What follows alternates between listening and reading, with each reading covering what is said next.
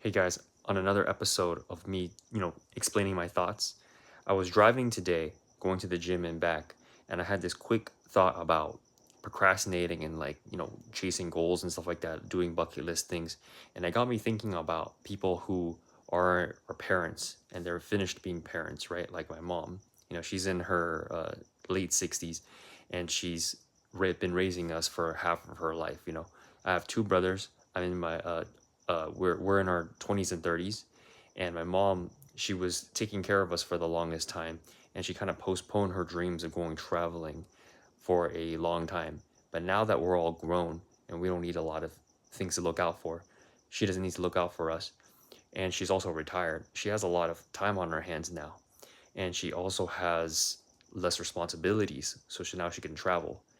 And thinking about it now, there's a lot of kids nowadays, like in their 20s and 30s, who you put a lot of pressure on them to do their dreams and goals.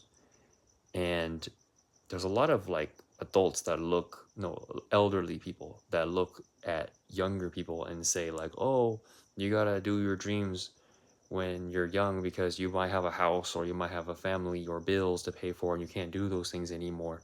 But a lot of those people, the elderly people, once they get to like their 50s and 60s and 70s and their kids are all grown and the house is somewhat paid for or whatnot, they have a lot of time on their hands as well afterwards. There's the new freedom.